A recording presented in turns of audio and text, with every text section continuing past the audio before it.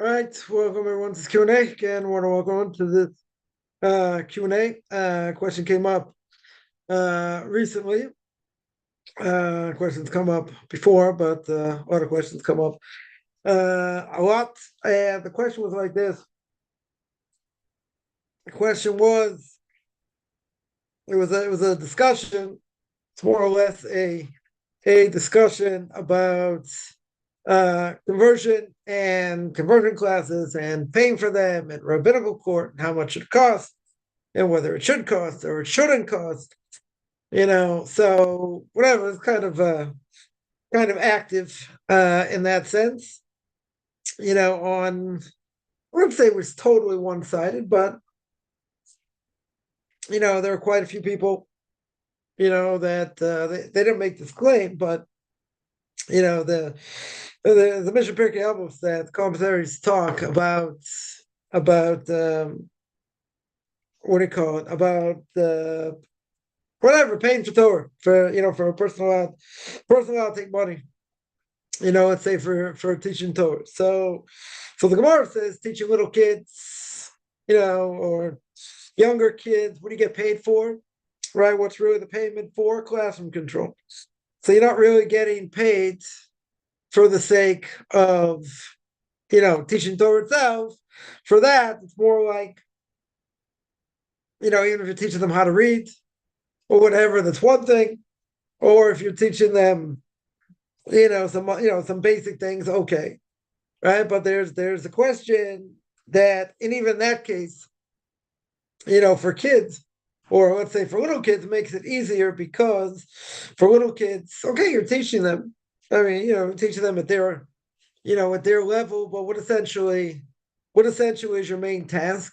Your main task is classroom control, right? That is your main task. So essentially, that's not what you're getting paid for. But the question comes up really that, it says that we say in the Shema, say in the first paragraph of the Shema, we say V'shinantam livanecha, right? It's obligation to teach your children, right? Shinantam livanecha v'dibar tabam, speak to them, right? When you're sitting, you're lying down, right? Really, it's on the father to teach the kids. Now, what if the father can't or is not able to?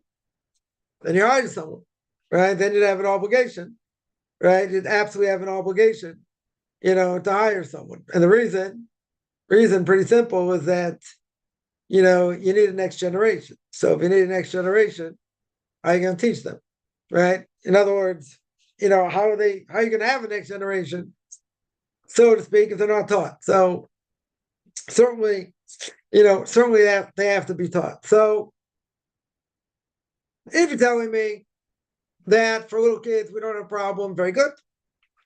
Because what's the teacher getting paid for? Classroom control. Let's say, you're teaching them the Aleph Beis. Okay. Yeah. Giving them, some stories in the parsha, let's say, a little bit about the holidays and, whatever. It's all the same thing. The majority of what a person will be getting paid for is basically, classroom control. So that would be much less of an issue. But then, say you get older kids, right? Now, the parents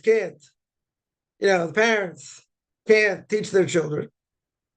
They don't have time. They don't have the ability, right? Let's say they have an obligation, 100%, certainly on the father, but on the mother as well. Yeah, and that is to teach the kids Torah, right? If you can't do it, they find someone else who can, right? You have to hire someone. You'd have to hire someone, to teach them. Now, again, even in that setting, there, the question could be, how's that permissible?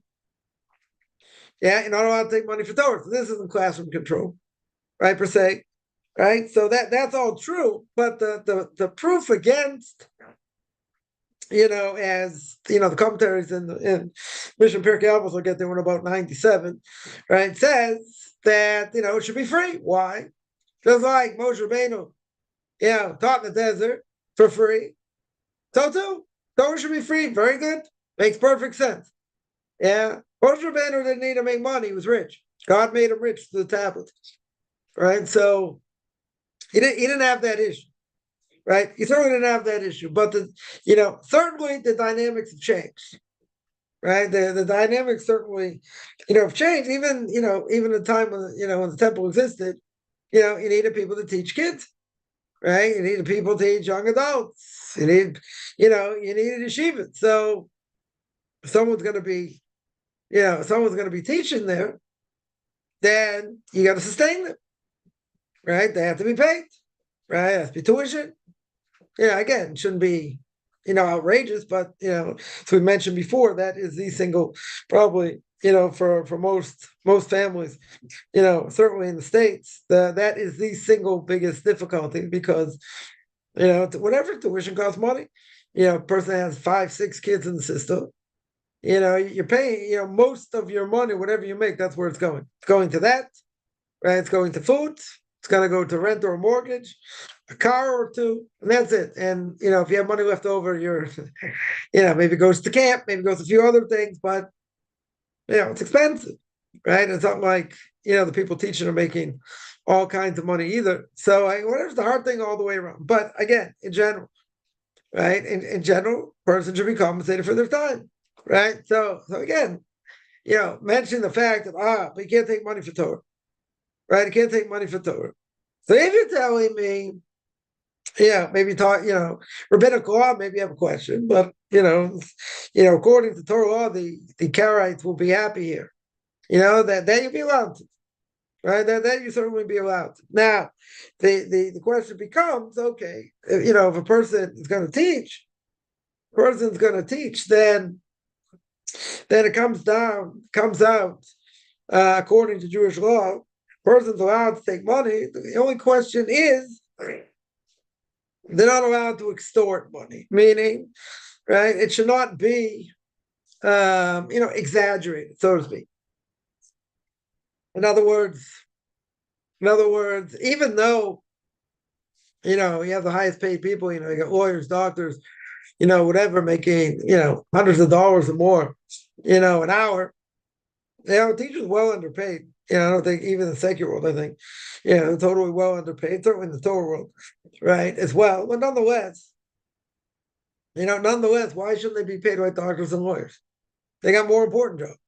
Yeah, that's teaching the next generation. I'm not saying you don't need doctors. I'm not saying you don't need lawyers, but in the bigger scheme of things, right, you need people that, certainly have fear of heaven, have the knowledge to impart, and, to bring up the next, generation, meaning to educate them. Okay. Now, that being said, the charge we hold is permissible. Yeah, if it's exaggerated, totally exaggerated, person, charging an arm and a leg, good, that's a problem. That is definitely a problem, and that's outside the boundaries, right? That 100% would be outside the boundaries, but everything else, should be okay. So on the one side of the argument, people will say should be free. Okay, if it could be, not a problem. On the other hand, person signs worth something. They have knowledge. They work for years for that knowledge. You wouldn't say that about anyone else. I wouldn't say that about a plumber. You wouldn't say that about a, computer technician or whatever. I mean, unless you're a Jew, you're going to haggle with them. But in general, you're not going to argue. They get years of experience.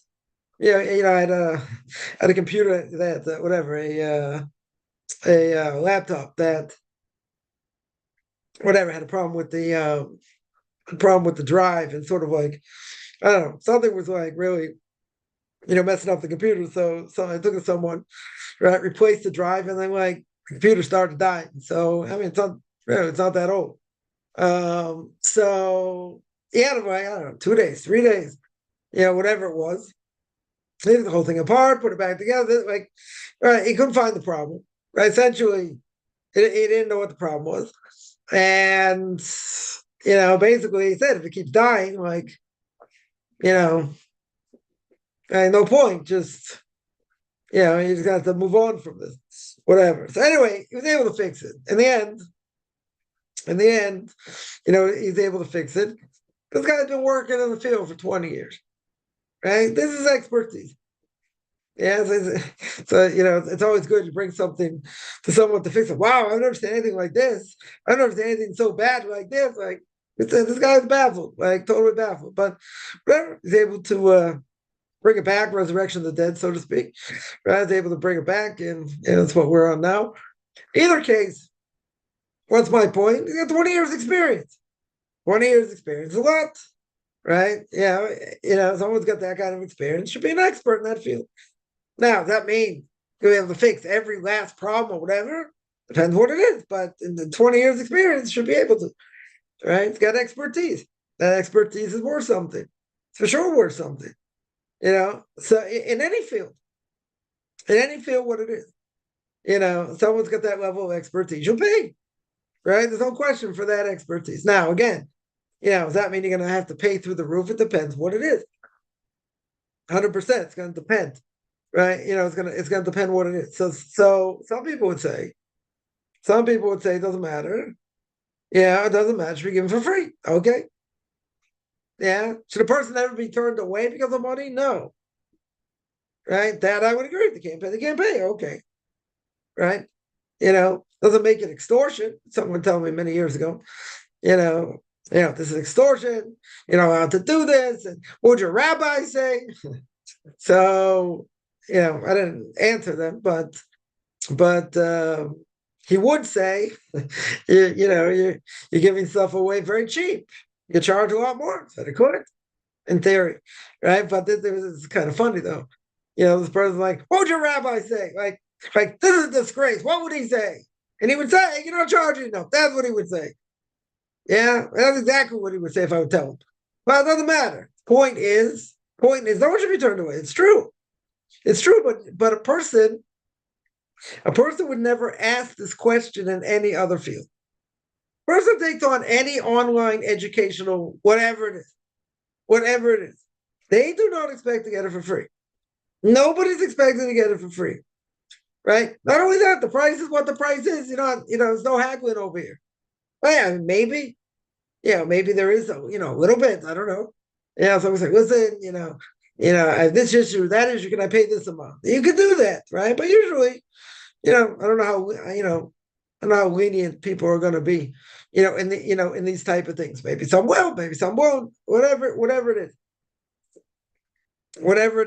But that doesn't, you don't see it in any other field, especially in educational products, whatever they are.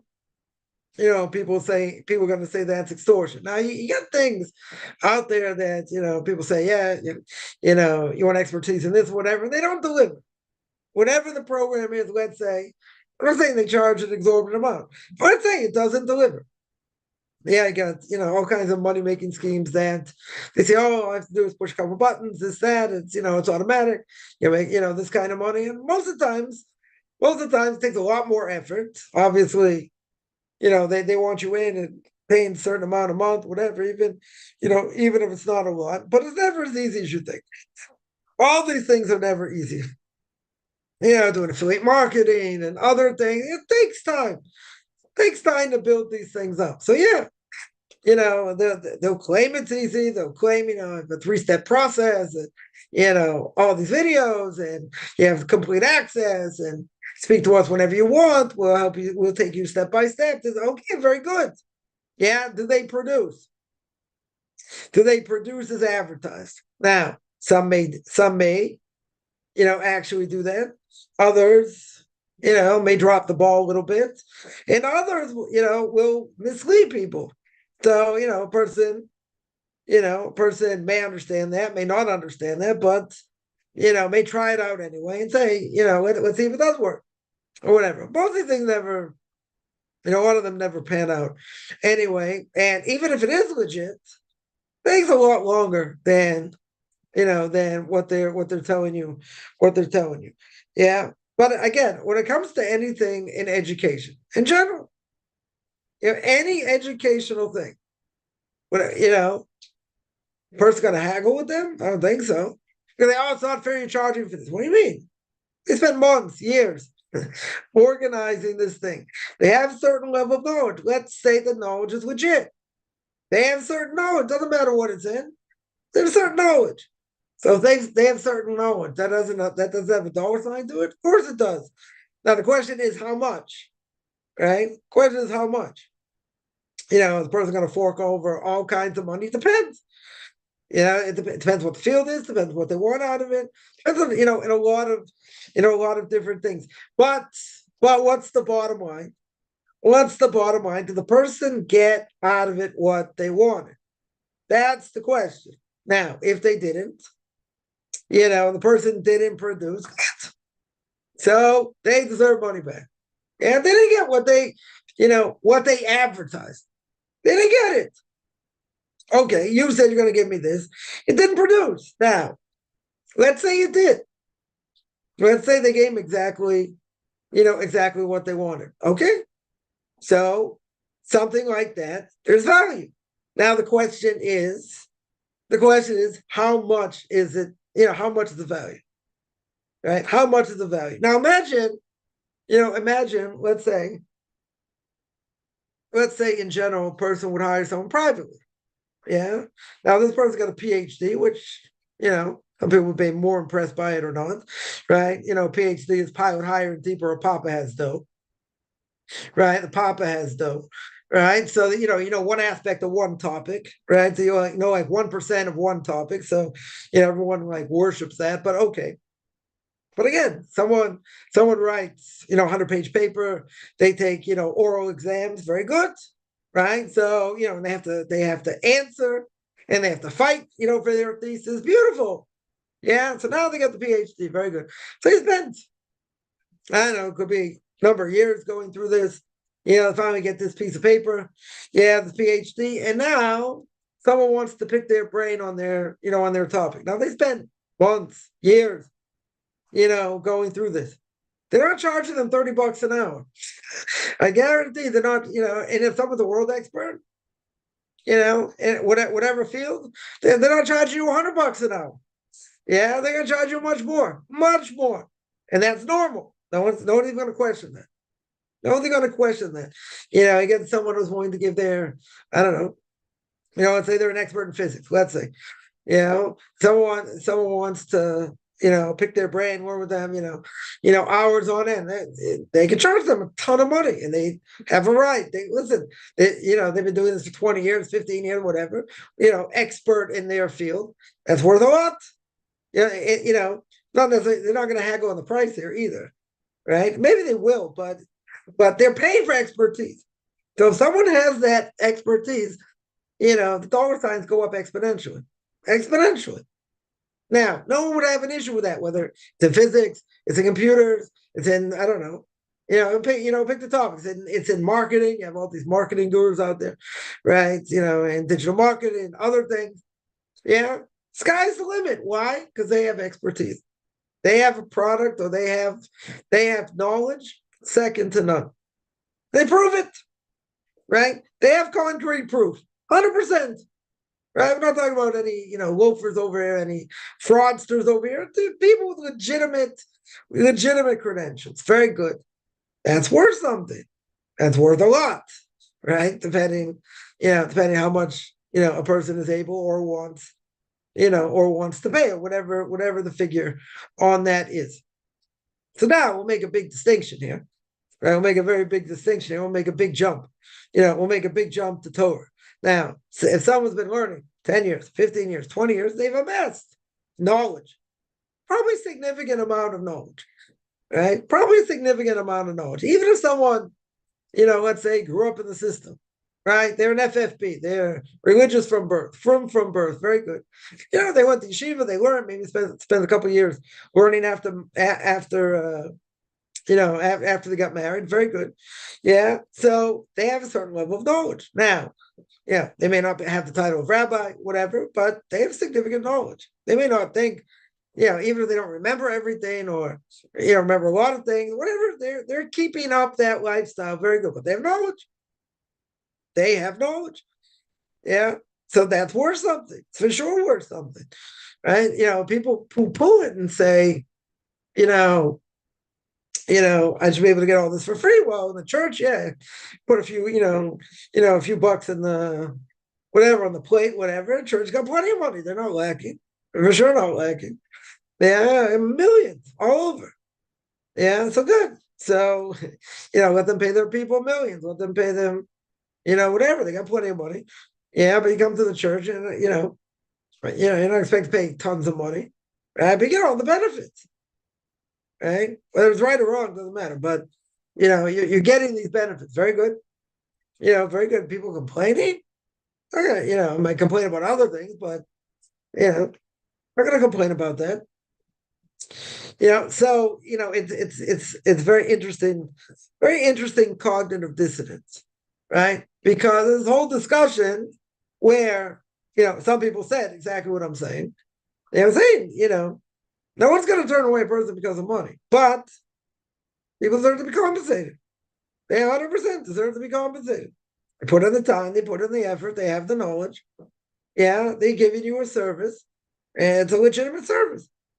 They're giving over knowledge. That's priceless. Priceless.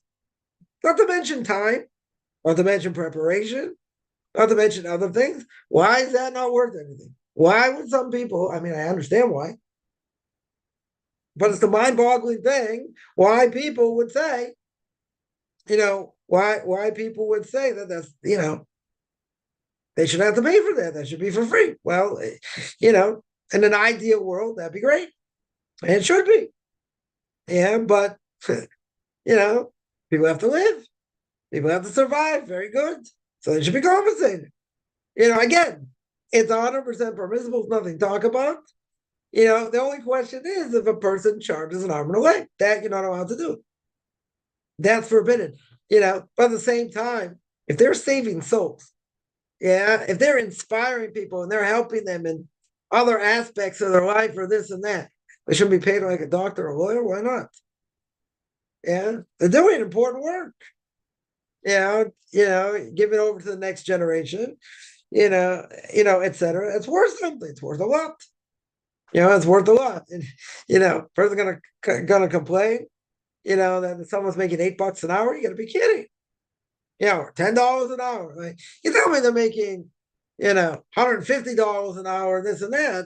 Okay, if it's for their knowledge and it's private learning, that's a different issue. That's a different issue. You're paying for their expertise. But in any other field, this is the point. In any other field, no one would say anything. They wouldn't say anything. Not about an accountant, not about a lawyer, not about I don't know, whatever it is.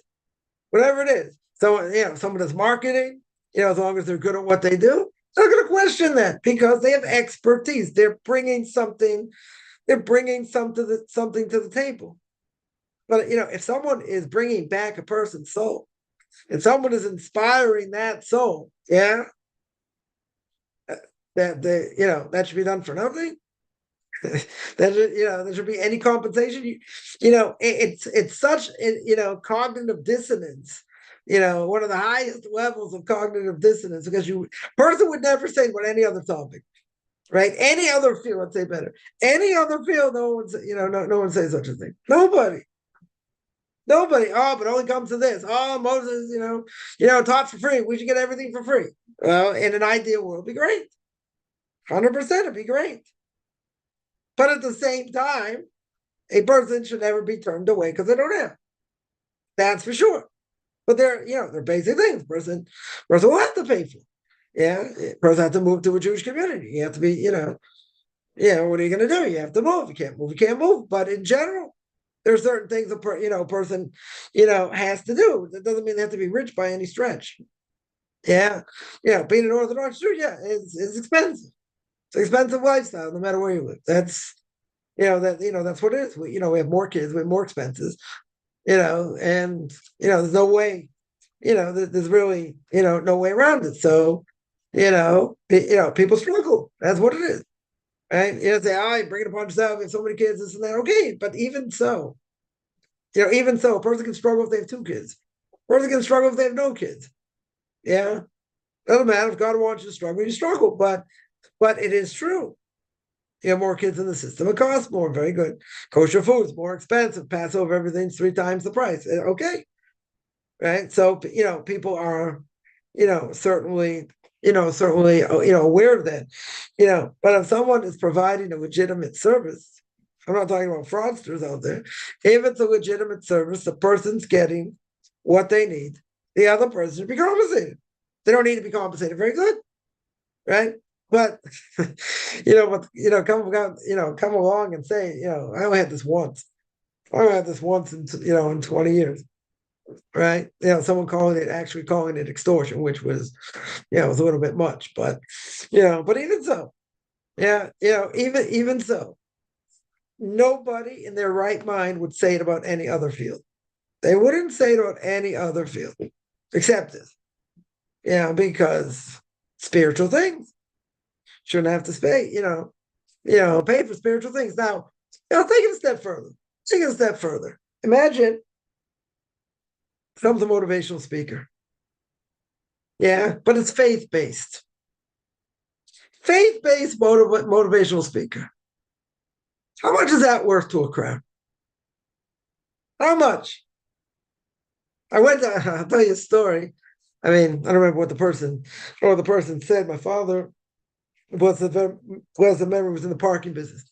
So, a parking garage in Boston and, a whole bunch of smaller lots, whatever. So at a parking convention, I don't know what they discussed at a parking convention. I went when I was, 16, 17 or 18. I don't remember. It was whatever. It's on the West Coast. And they brought, I don't remember if anyone else spoke. The only person I remember, that they brought in to speak, they brought in Chuck Yeager, right? Chuck, I don't remember who, Chuck Yeager was. So whatever, they brought him in. Yeah, I don't remember. I don't know if I did hear him. I didn't hear him. Whatever. He ain't coming for free.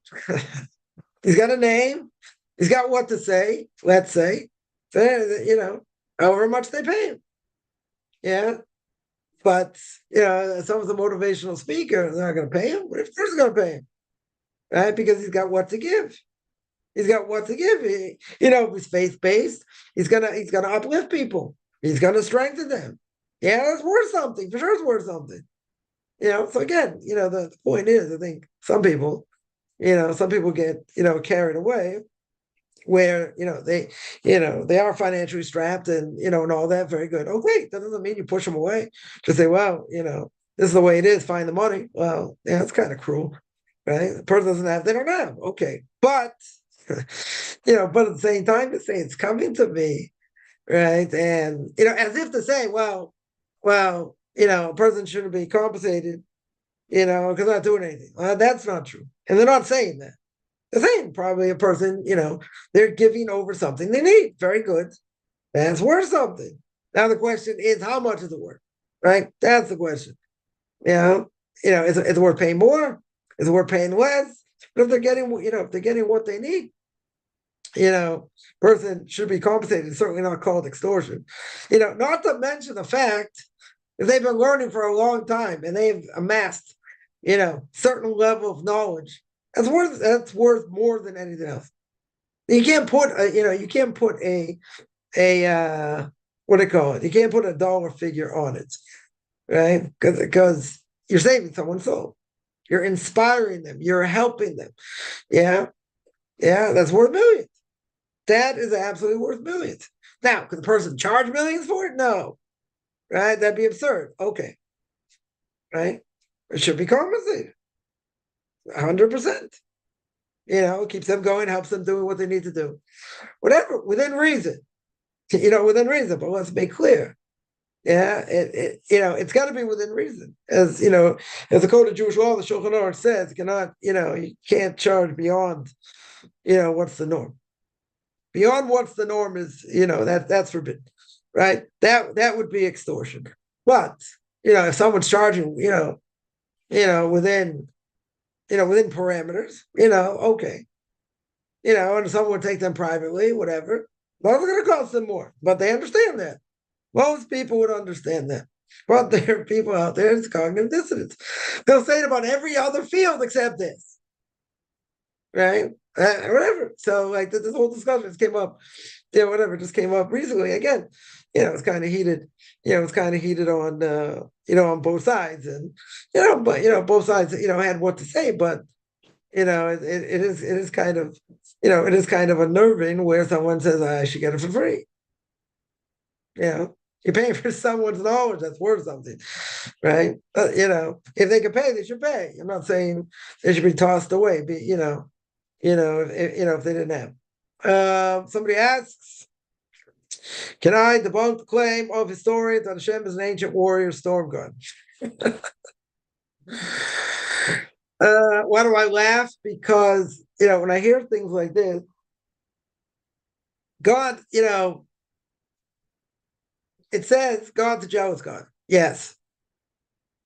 Right? The Torah anthropomorphizes, meaning the Torah itself puts human characteristics on God. Right? God's got an outstretched arm. Yeah, God, it was a pleasing, when it comes to sacrifices, it was a pleasing aroma to God. Now, what does that sound like? God's got a big schnoz. He's got a big nose. It's like, that incense, beautiful, unbelievable. God doesn't have a nose. Right? Right? Very clear. We'll never understand the essence of God. The Chom says at the very beginning the duties of the heart. And God has no form. If God has no form, how does this a nice smell to God, right? Rashi says very clear. What does that mean? It means when the Jewish people do what we're supposed to do, it's a pleasing aroma to God. Not physically.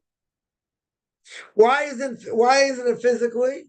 Because God has no physical needs, right? God, has no form. He has no form. Now, the Torah does say God has an outstretched arm. Okay, what's an outstretched arm mean? Can't mean he has a physical arm, right? He has no form. So what does it mean? Power, strength. Yeah. So we anthropomorphize for us. Let's say not we. The Torah anthropomorphizes for us, to understand certain aspects of God that we can understand, that mankind can understand. When the Torah was given 3,000 years ago, 3,500 years ago, or if the Torah was given today, the same laws apply, right? But how do I see God in the bigger scheme of things? Yeah. So now, so the Torah says very clear, God is a jealous God. God is a powerful God. Yeah. Does that mean he has any physical power? Like as in a physical being? No. Because God has no human form. No human form. Right?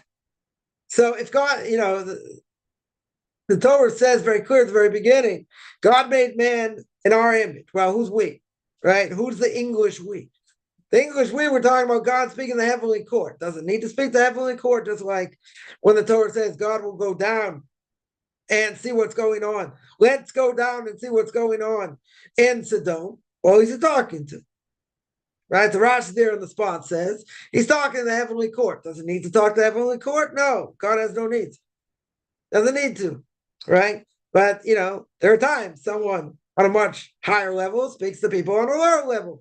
Right? In this case, why is God doing it? An act of humility. Right? It's an absolute act of humility. Yeah. So God doesn't need to, right? God knows everything, past, present, future.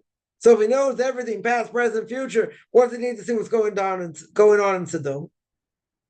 Yeah. So Rashi answers.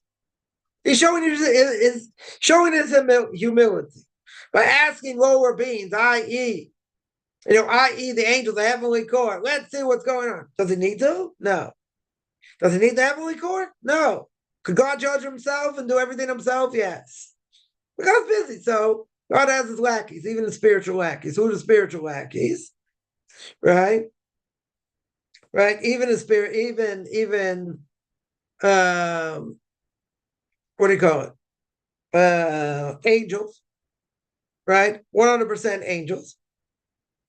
So angels are messengers. And God tells them to do what he wants. Yeah. So now, question is, So the very beginning of creation, right? On the sixth day, God says, "Let us make man in our image." Who's we? Now, who's he talking to? Now, a person can make a mistake. There's more than one God. Very good. Yeah, there's more than one God. Okay. So if it's if God is talking to them, right? In other words, if he's talking to the heavenly court, very good. Right? Make us in our image, or we and create the image of God. Now, let's ask a very simple question. Because the question is going to be, how do you know? Right? Someone asks, how do you know God doesn't have a body? Yeah. So, first of all, if the Torah says, let's make God in our image, yeah, or, man is creating the image of God. So Rashi there says God took like a coin, made a figure, and every single human that's formed is part of that figure. Okay. Now you might think, well, man's a man. If God created man like a coin, and he imprinted it like a coin, maybe God's like man. He has the form of man, but that's not what Rashi says. Rashi just says making an image means a physical image, physical thing. So God made like an imprint, right? So for every human being, they're going to be created the same. Okay, that's different body parts a little bit between men and women, very good, right? So before we get there, so I mean it's really part of the same question. You see by, let's say better, you see by Book of Exodus, yeah, when God gives the Torah. Before God gives the Torah, they see a cloud. Yeah, they see a cloud. The sound of the shofar gets louder, louder, louder, which a person can't do, right? The more you blow it, the weaker it gets, right? But you see there that what? That there's no figure, right? There's no figure, right?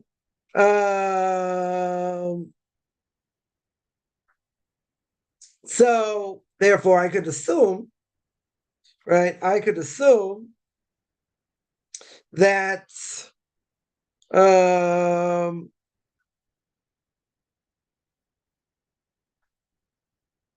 could assume what? So I could assume that, okay, God came in a cloud. Very good. Doesn't mean he came in a person as a, having a form. Yeah. Book of Numbers, let's make clear.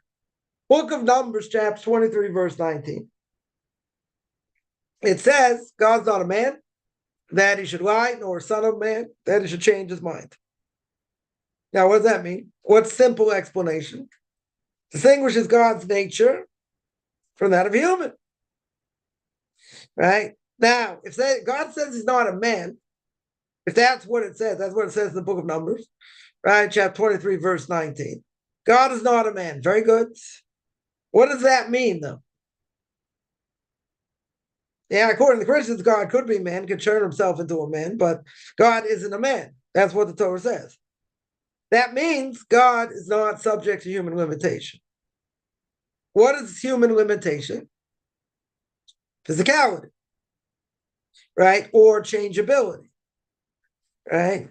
Now, we could also say that Deuteronomy chapter 4, verse 39, it says, the Lord God in heaven above and upon the earth beneath. There's no one else. Very good. So what does that mean? Right? What exactly does that mean? So then people argue that a physical being can't be in two places at the same time. So God can't be physical. You also have Deuteronomy chapter 4, a little bit earlier, verse 15.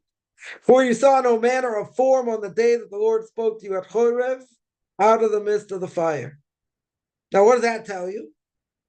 He's got no visible image. He's got no physical shape. And again, be forbidden be forbidden to make to have any physicality. Yeah. In other words, you can't make a physical representation, right? That is, that is the point. Now the Rambam in the what do you call it, 13 principles, right? One of the 13 principles is that if God is physical, again, we're going to go into logic here a little bit. If God is physical, then a person can feel they could escape from him. In other words, what would I say? What would I say according to that? That God doesn't have body, right? Not a bodily force. So we say in Isaiah chapter 11, verse 14, above there is no sitting, standing, division, or cohesion. Yeah. Now, in Isaiah 40, chapter 18, verse 25, 18 to 25, got to look over there. It also compares them. It says, who compares God? Who's comparable? He had a body. He'd be compared to others. Now, even though it's an anthropomorphism, we said before, right? It's all metaphorical, right? God walks, stands, sits, whatever, right? But the Torah, obviously speaking in the language of man. Right? As we said before, Deuteronomy chapter 4, verse 15, you haven't seen an image. In other words, you can't conceive of God as being limited by space or by time. Yeah. So in other words, if we would say that, then man could be free of him. In other words, if God is limited by space or time, I can run away from him. Yeah. In other words, if he occupied space, he would have boundaries. Physical being, as we said before, can't be in two places at once. So therefore, if God was limited in space, we can run away. If man could run away, so to speak, then God has no way to tell man what to do. Because if a person wants to do something wrong, what would he do? Make sure it's dark. Can't find him, right? Can't see him, right? It hides. So therefore, if God is physical, again, if God is physical, then we could escape it. Now, I don't need necessarily, to come to that conclusion through logic, per se, because what's a person going to do in general, right? A person's going to act out of logical consequence. In other words, a person's not going to be a philosopher over here to come to that conclusion. In other words, if he takes the position, let's say, a person's going to take the position, God is physical, then he occupies space, then what's the logical conclusion? I can run away. God can't, punish me because he can't get me. So that is one thing.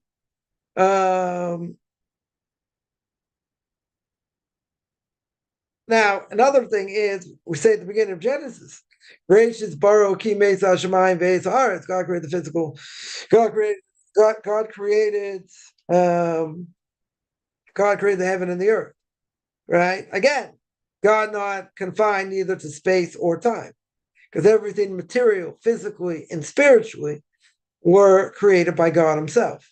Right? So again, there's no limitation, right?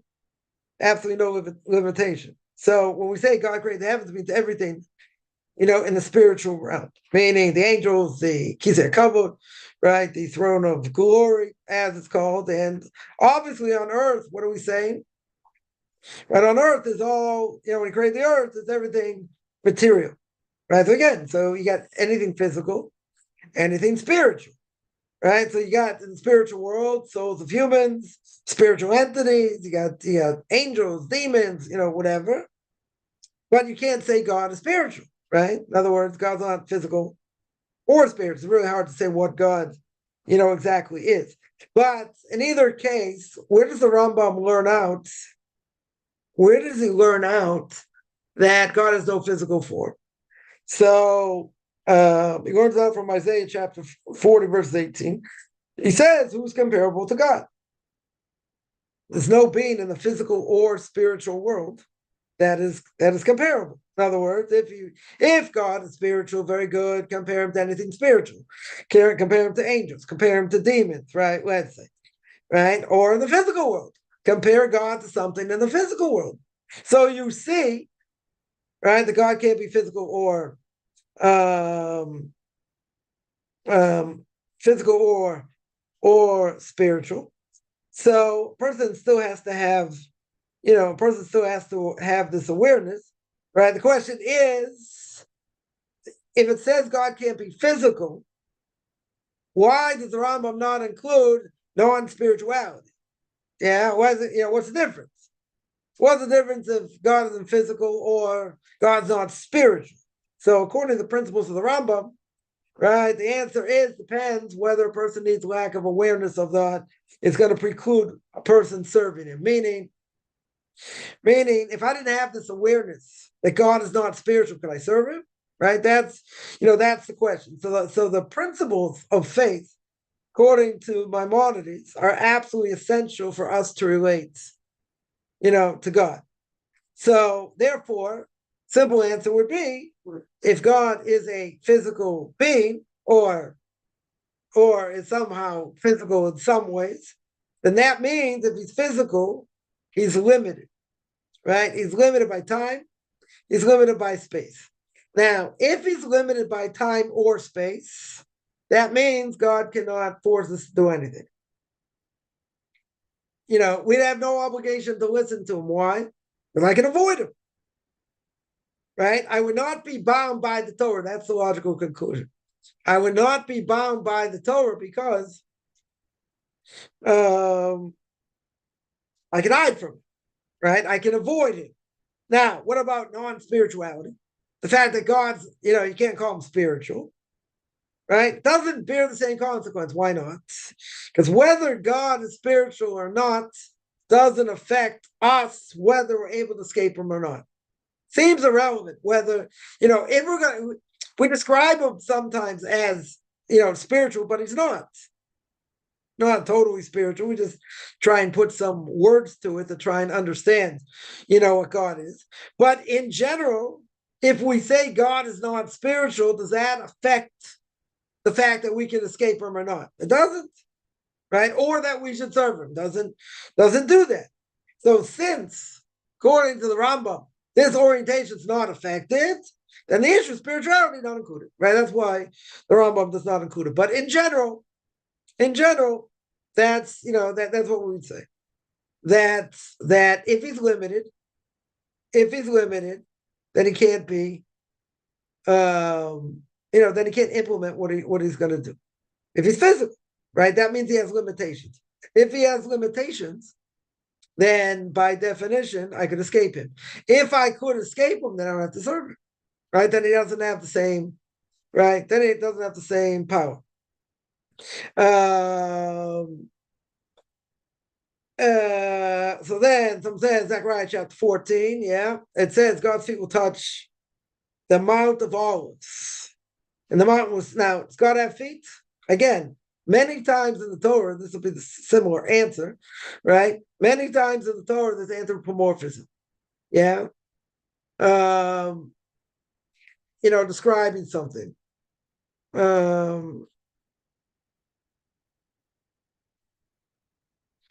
Right? So now the question is, right, over here in Zechariah 14, right, it says, on that day, God's feet will stand on the Mount of Olives, right, near Jerusalem on the east, Mountain of Olives shall split, right, etc. So what's the context? Right, so what's the context over here? So he said before, God has no physicality. God has no body.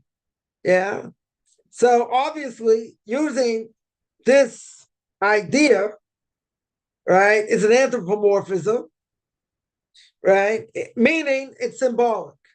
Now, what's it symbolic of? First thing is, we're talking about divine intervention in human history, right? That we've seen. That we've seen by what happened in Egypt, that God intervenes in history. It's talking about what? Ultimate judgment, ultimate salvation, when God's sovereignty is going to be universally recognized. It's the end of days, obviously, prophecy for the end of days. Now, it is brought down also, it's brought down in Isaiah, a similar thing, right? Isaiah 66, it talks about God's footstool. Right there, it's talking about either the Beis Hamikdash, it's talking about the temple, could be talking about the entire earth, i.e., God's ownership, his foot on the planet, so to speak, right? His ownership and dominion over all creation. But here it's talking about power also, God's power. Why? Because this prophecy is clear, it's talking about the end of days.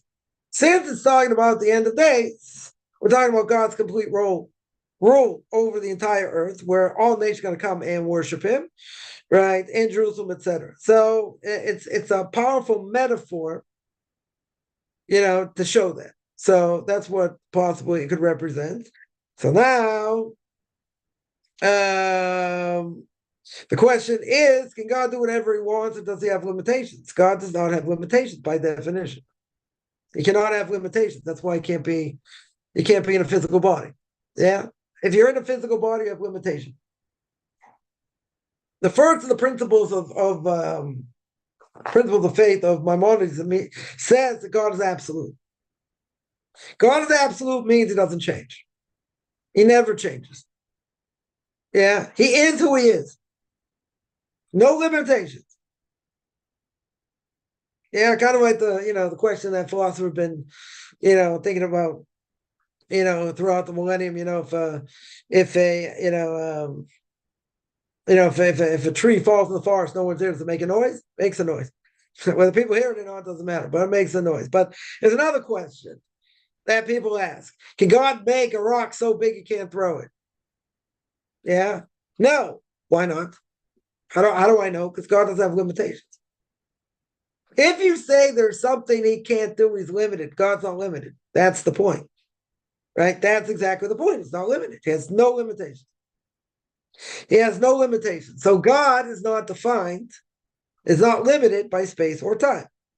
Right? Now, someone is going to ask, if God is outside of time, space, and matter, couldn't he enter time, space, and matter and still be outside? He can do anything. He can be heaven and earth, right?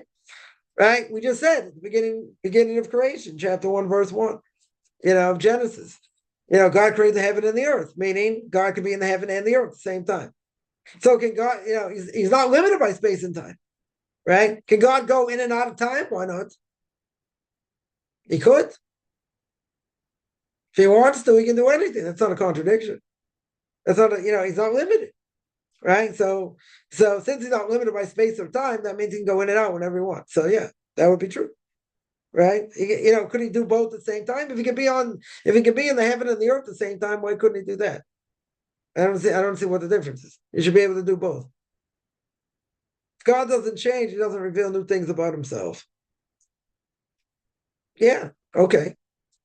Right? It's also not a problem. Right? In other words, you can have, generations later discovering different things and understanding Kabbalah, and this and that. That doesn't change the fact that God himself changed. Doesn't change anything. It just, he gave man the ability to have certain knowledge. But even with that knowledge, as the Chol makes very, very clear in the first, in Shar Yichud, which nobody ever learns because it calls into question a lot of things about creation and, oneness of God and belief in God and all. That's why, a lot of people don't necessarily learn it. But he makes very clear there that the essence of God will never be understood. We can say a lot of things what God isn't. Can't say 100% what he is. In other words, God's essence we'll never know. We'll never know, we'll never understand. Right? But that doesn't mean we can't understand other things. Right? And that doesn't negate the fact that God is absolute. That doesn't change. Right? So he becomes physical because he's not limited. Right? So I speak about that. I spoke about that. I did on Tanakh talk once. Can God come back in a human body? Can God manifest himself in a human body? He's not limited. He's not limited, but why would he do it? That's what the Christians are saying. You can come back and bought it, right? For us, in theory, right? I'm not even in theory. God's unlimited, 100%. Yeah, but if you let's say you put an aspect of him in a body, that makes him limited. Yeah, makes him limited. Um, Can I give the best proof that Judaism is the truth without leaving any doubts? No, there'll always be doubts. There'll always be doubts. Yeah, the only thing I will say, right? The only thing I will say on that is that if you have any book that claims to be divine, and you find a mistake in it, Christianity, a lot of mistakes. Islam, a lot of mistakes. All these other books got plenty of mistakes. So all you need to do is find a mistake in a book and say it's not true. If I find a mistake in the Torah, it's also not true. God forbid. Yeah. So what's the clearest proof? There are no mistakes. Now the Christians come up with all their ideas, the Muslims all their ideas. Doesn't mean the Torah's not true. So if you find a contradiction, it can't be answered. Let's say, or something that's isn't true. Let's say, then the Torah wouldn't be true. All you need to do is find one. In all the other books, you find flaws, many flaws. So if you don't find any flaw in the Torah, then Torah is true. In other words, you can't have a mistake by a God, so to speak, in a book. You can't have a mistake. Now, people say the Torah is not true for this reason, that reason. You gotta see what they say, but if the Torah, tells me that any kosher fish is going to have scales and fins, and you find a fish that has scales and not fins, I would knock the Torah out. Why? Because anytime you're going to have scales, it has fins. Now there is going to be a question. There are certain fish, either you can't see the scales, or like swordfish, the scales come off when they come out of the water. Yeah, right. Okay, so if it doesn't have scales, it comes out of the water. Not kosher. We don't Orthodox Jews don't eat swordfish. Yeah, you have king clip fish that you have scales, but you have to like scratch at the skin to see the scales. You can't see them directly, right? So there's no question if you're allowed to eat it or not, right? Difference of opinion among later rabbinic authorities. But the Torah says that if it has scales, it'll have fins. If I find a fish that has scales and don't have fins, I throw out the Torah, right? Or for a kosher animal, right, it's got to chew its cud and have split hooves. Yeah, so there are a handful that are kosher, very good. And you have some that have one and not the other, either a split hoof, it doesn't chew its cud, or vice versa, right? And the Torah makes clear what they are. Now, if you find another one, the Torah didn't mention it. So you can say, well, Torah didn't know everything. I don't know. You say there's a mistake there, but you don't find that. That's the point. Any of these questions you don't find, right? The Christian's gonna say we're not chosen for this, we're not chosen for that. Doesn't matter, right? Anytime you make up a new religion, the Rambam says, right, it's a false religion. Okay, but the point over here is what's the simple thing? I find a flaw in the book. That's the simplest explanation. You find a flaw in the book. Are there flaws in Christianity? Many. Are there flaws in Islam? Many. There are flaws in Hindu, by the Hindus? Yes. Zoroastrianism? Yes. Right? All I have to do is find one flaw in the book. If their God says this, that, and the other thing, and it's not true, or it didn't happen, yeah. So then the book goes out the window. Book goes out, goes in the garbage. If I find a flaw in the Torah, then the Torah would also go in the garbage. God forbid. That's the easiest criteria. I'm not going to go through other things. That's just one thing. That's just one thing. Bullheads have fins and no scales. I don't know about that. I don't know, to check that out.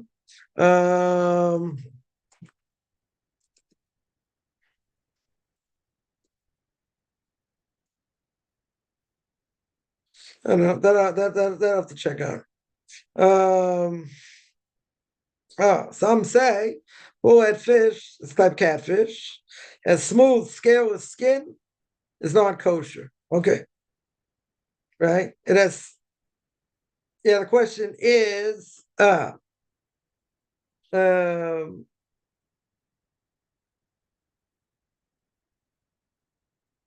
yeah. So according to this, it's not considered.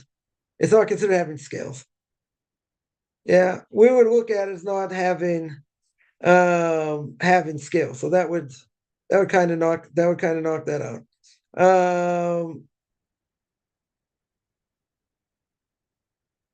Or they're smoother, let's say.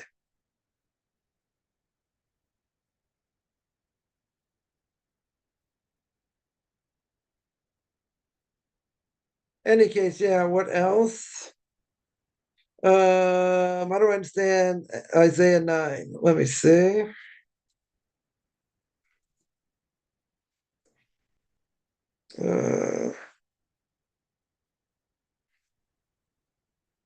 Uh, let's see. 6 to 7.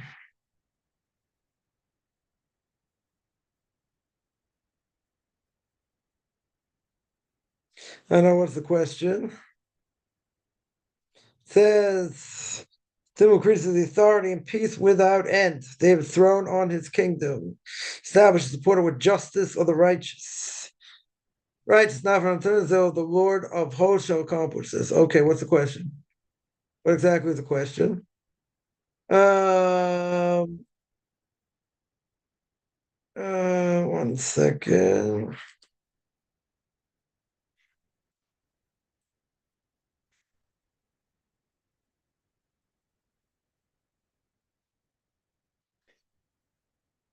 It's talking about prophecy about a future king from the line of David. Yeah, it's going to come from the line of David and be like a mighty God, so to speak.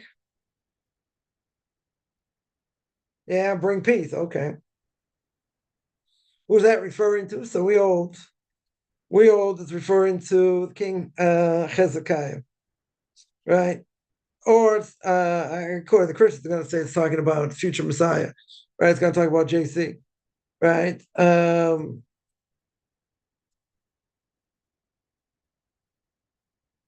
it has to come from King David. But according to many, it's talking about Hezekiah. It's not talking about. Um, it's not talking about what do you call it? Not talking about JC, right? We always talk about King Hezekiah. Um, and even though the person's going to be born, whatever, he's got these titles: Mighty God, Everlasting Father, very good. But again, it's talking about it's talking about it's going to sit on the throne, right, like King David. Yeah, but if they want to say it's about JC, I mean, this never happened. Yeah, according to them, whatever. But you know, according to us, this hasn't happened, right? And if you want to say it's about him, he never did it, right? So that would be the difference. That would be the difference.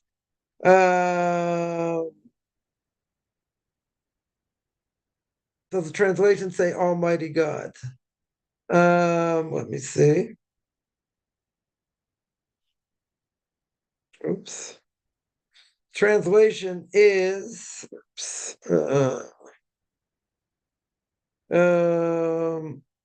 her child has been born to us. Um, 1 second.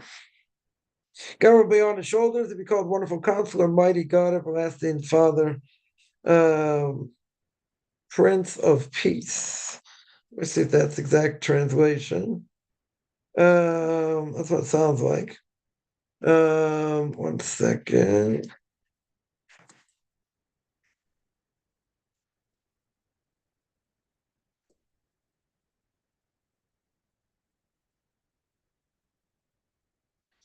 I'll just say it will be, let's see. Tim increases authority and peace without end on David's throne, on his kingdom established and supported with justice and with righteous bounty to eternity. The zeal of the Lord of hosts shall accomplish this.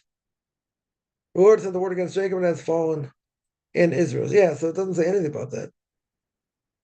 Yeah. No, it doesn't say anything. Right? That could be just the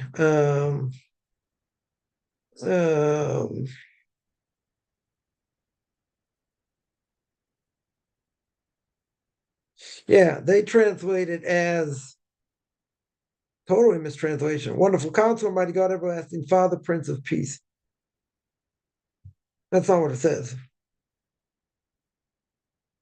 It says supported with justice, righteousness from now into eternity. Doesn't say anything like that. Well, what they claim. Yeah. I mean, it's a simple translation. It's a good sign, someone says, embarrassed to be descendant of Ishmael. Is it a good sign? Listen, even if you are a descendant of Ishmael, so what? Doesn't mean a person has to convert. You can stay in Noahide. That's fine. It's a good sign you're embarrassed. What if a person's born, a Christian? They were born as a Christian, non-Jew. Should be embarrassed they were born as a Christian? I don't embarrassed. I don't, they changed. They're going in the right direction now. It's a good thing to be embarrassed. I don't know. I don't know. I don't know if I'd say it's a great thing to be embarrassed. People question the fact, why was I born in a non-Jewish body? People ask that question all the time. Why couldn't I be born a Jew? Because you weren't. I don't know. No idea what person is born a non-Jew and they go in this process, except for the fact their soul must have been at Mount Sinai, and their soul must have been Jewish at one point, and then somehow through assimilation into marriage, became non-Jewish.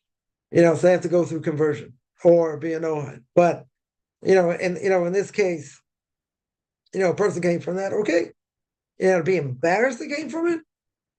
I don't know. I don't. It's not a bad thing. I don't think it's a bad thing. To be embarrassed by. Is it a good thing? Could be. Could be. I don't know. I don't know. I don't know if a person has an obligation to be embarrassed. Am I embarrassed that I grew up in America? I don't know. It's where I grew up. It's where I was born. Are there a lot of things about America I hate? Yes.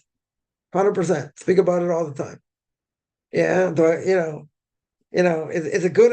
I try not have any of those values, or at least some of those values that are bad. Sure. Yeah, that's a good thing.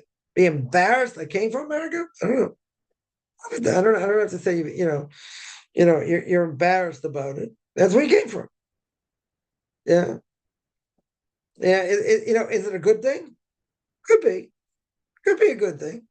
But it's not a bad thing. It's certainly not a bad thing. That's the reality. The reality is that's where you're born. Okay. Or that whatever they came from, Ishmael. Does your translation call him Almighty God?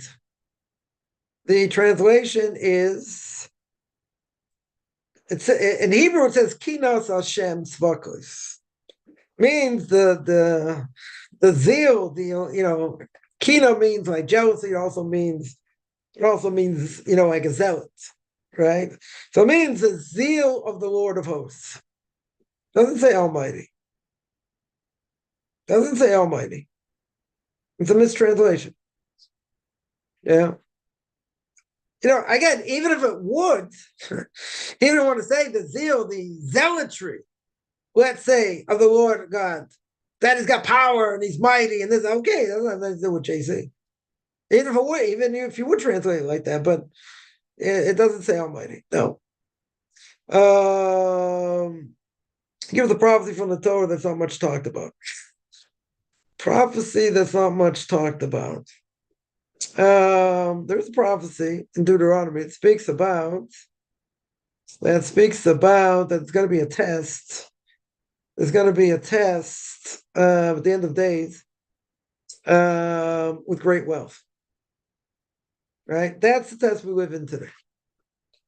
Some people have more, some people have less, but as Mordechai Pogramansky, blessed memory, said, after the war, he said the Jewish people came through tremendous poverty. Tremendous poverty. He said the test now is going to be that Jews are going to have tremendous wealth.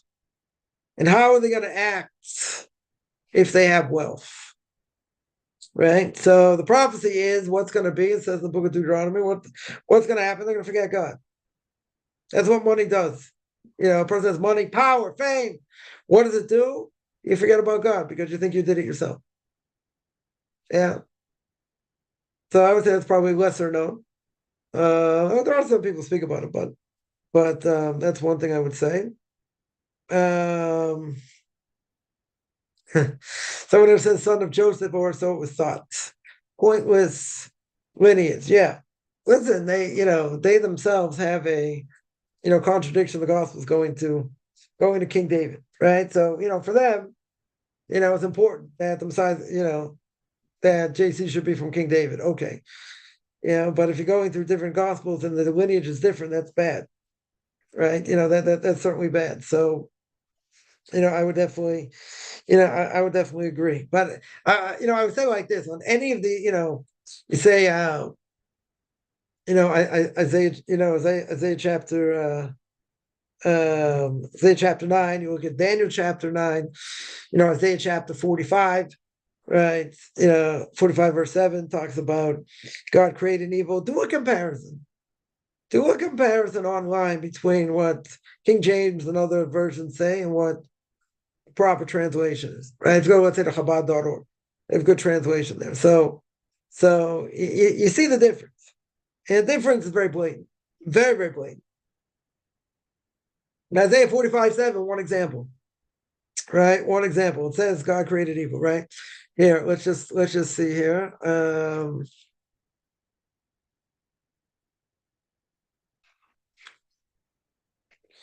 Yeah, it says like this. It says, he who forms light and creates darkness, who makes peace and creates evil. I am the Lord who makes all of these. Yeah. Now,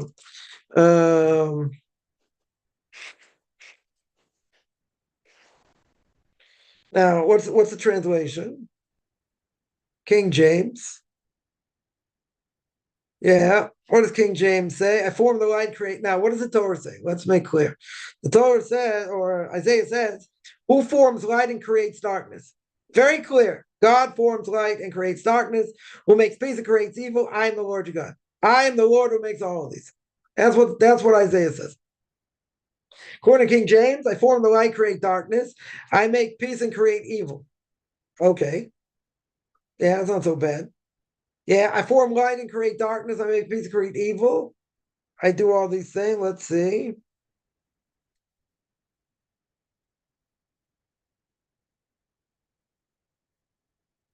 So another translation is form light and create darkness, causing peace, creating disaster. Creating disaster is not evil. Yeah. Form light and create darkness. I make peace, national well-being. I create physical evil. I am the Lord. All right, let's go a bit closer.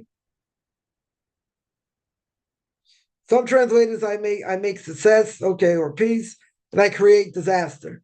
I create disaster. Another translation, I create doom. Doom is not evil. Yeah. I create woe. Yeah, I create sorrow. Yeah, you see the difference? Big difference. It's a big difference in translation. Yeah. Some say I create evil. Okay. I send good times and bad. These are just bad translations.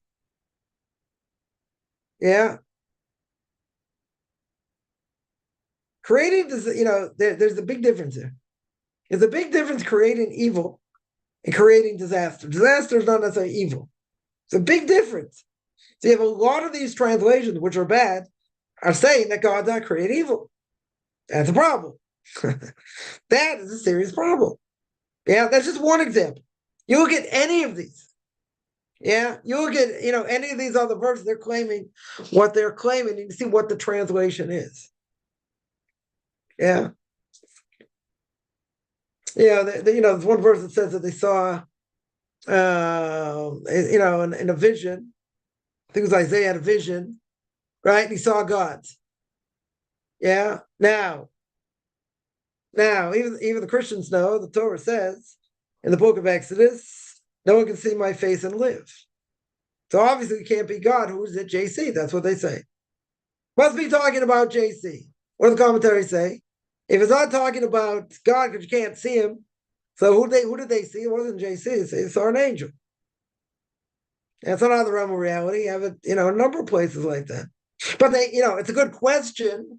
It's a legitimate question. Yeah, no one can see my face and live. The Torah says, very good. So I can say, God, you saw God. You can't. Right? That's an impossibility. So what does it mean? So the Christians, they say, he saw JC. That's what it means. Saw God, saw JC. Yeah. So we all know. We all, it's very clear talking about an angel.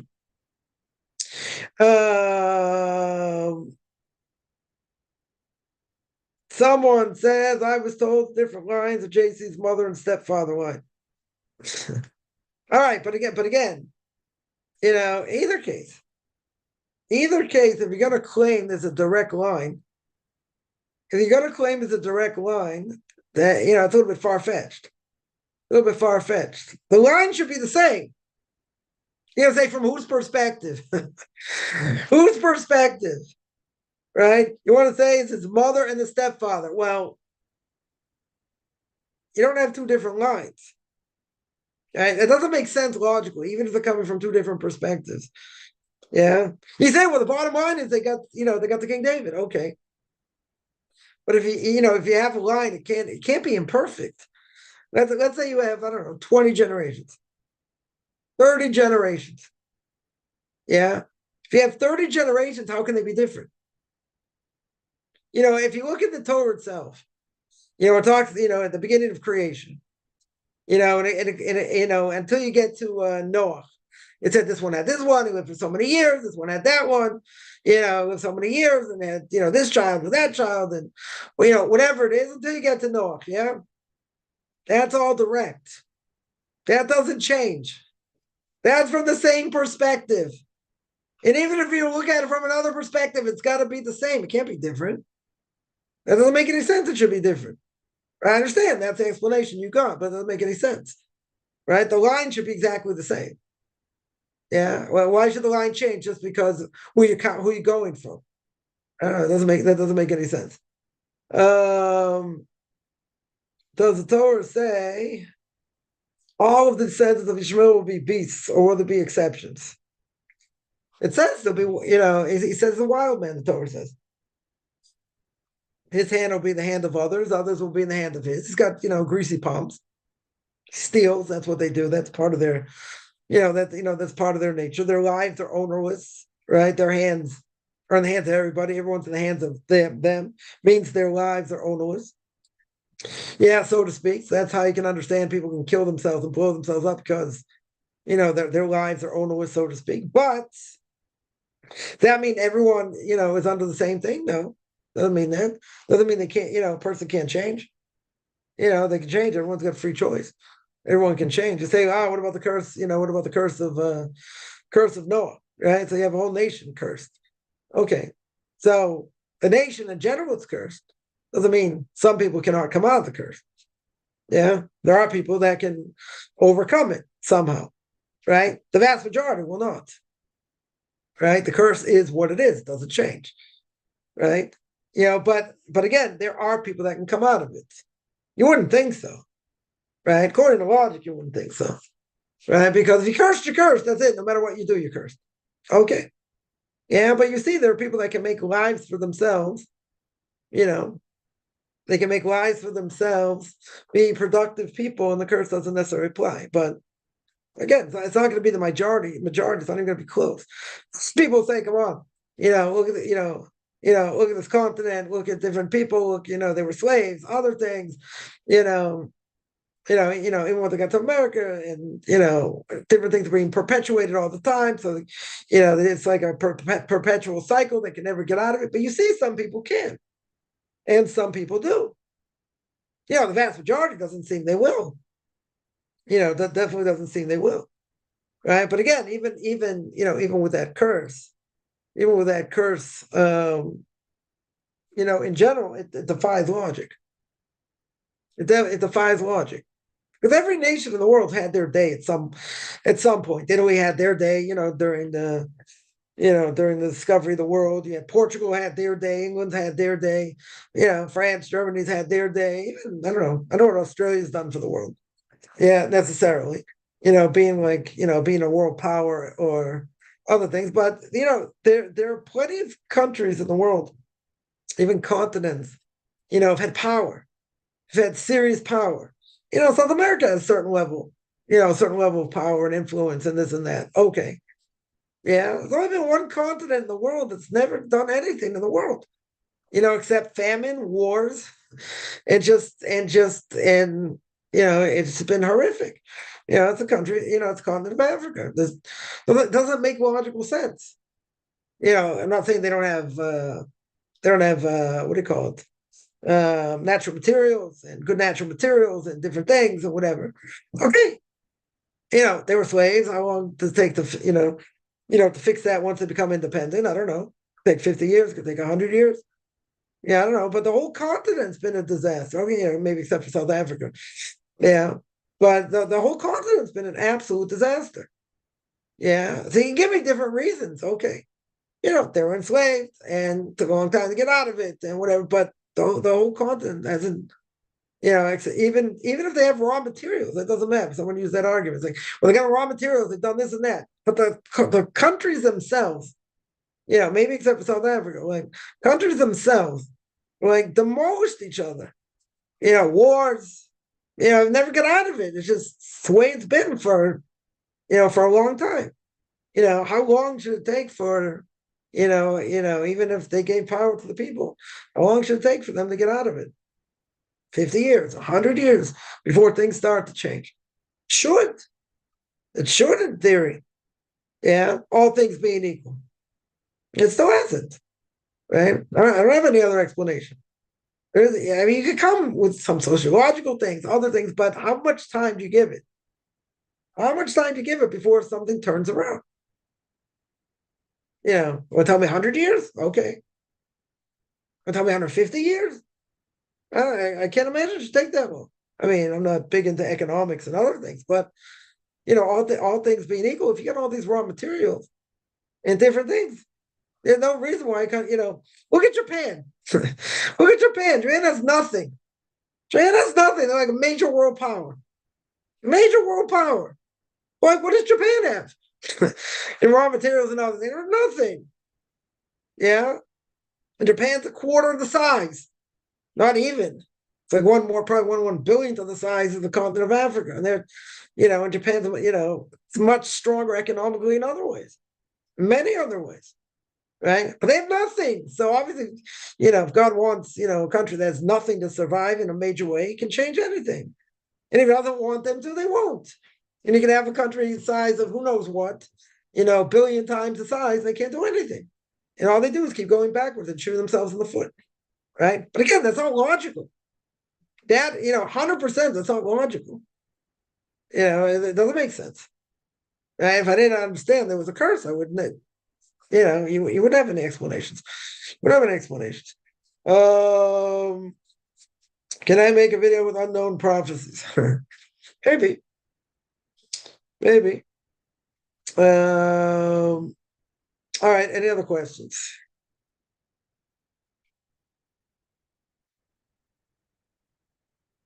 All right, I'm gonna stop here. I do this every Tuesday and Thursday, 10 o'clock Eastern time, 5 o'clock Israel time. Anyone has any questions, find me on Facebook at Michael Kaufman, Beyond Orthodox Conversion Judaism, OrthodoxConversion.com, Beyond Orthodox Conversion Judaism on YouTube. There I got Q&As on ethics for our fathers.